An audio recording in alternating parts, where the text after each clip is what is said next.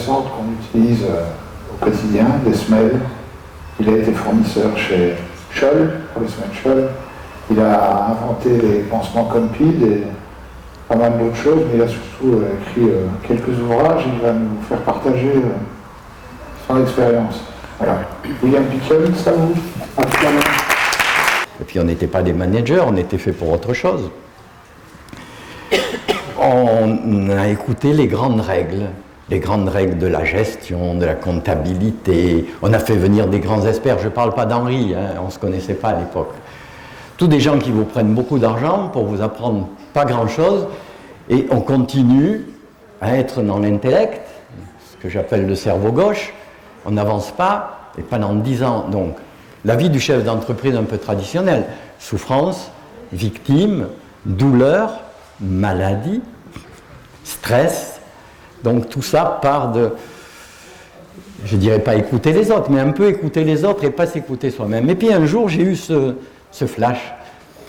J'ai dit, j'arrête tout, je repeins l'entreprise, je vire les meubles, je vire tout, un peu le côté feng shui, on repart à zéro, on repart à neuf. On repart à neuf, et puis on essaye de descendre de là à là. C'est ce qu'on appelle maintenant l'intelligence du cœur. Je ne savais pas à l'époque que ça s'appelait comme ça, mais j'ai fait cette chute-là. Quelqu'un qui me montre une plaque de caoutchouc où on fait tomber on va dire quand on joue aux boules, une boule, voilà, une boule de pétanque sur un morceau de verre, et on met ce caoutchouc par-dessus d'1 mètre, et bien, le morceau de verre, il ne casse pas. C'était le premier amortisseur de choc que j'ai immédiatement appliqué dans des chaussures de sport. Ça fait un succès, j'en ai vendu à Scholl, Adidas. La marque était connue sous le nom de Semelles Noën pour les grands sportifs. Et un autre succès, c'est les pansements Compeed. Donc on a été le premier opérateur à mettre sur le marché des pansements Compeed, à les améliorer. J'étais un peu fou dans ma tête, mais j'osais. Et ça marchait.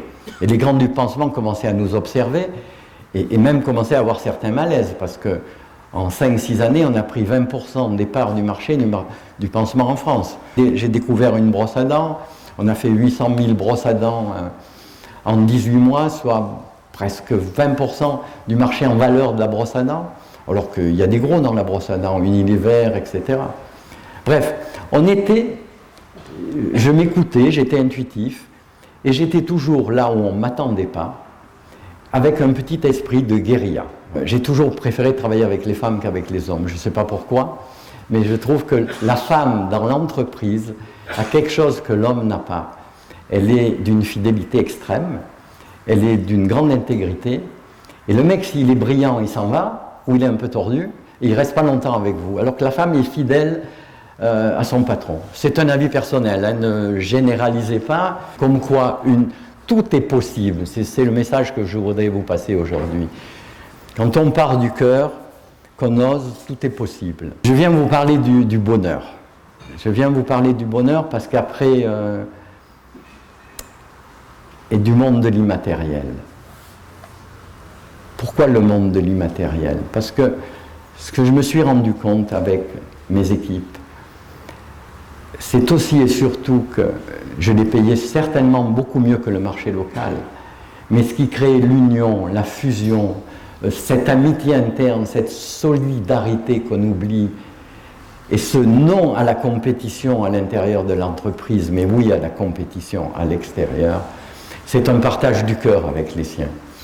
Et ce qu'on donne avec le cœur, on le donne dans le monde de l'immatériel à ceux qui travaillent pour vous. Et ça a beaucoup plus de valeur que ce qu'on leur donne dans le monde du matériel. Parce que l'immatériel, si vous réfléchissez bien, c'est ce qu'on vous transmet. Mais cet immatériel, il demeure toujours. Personne ne pourra jamais vous le reprendre, ni prédateur, ni politique. Il est en vous, d'accord? Alors que la matière, elle s'évapore, elle est fluide, elle est éphémère.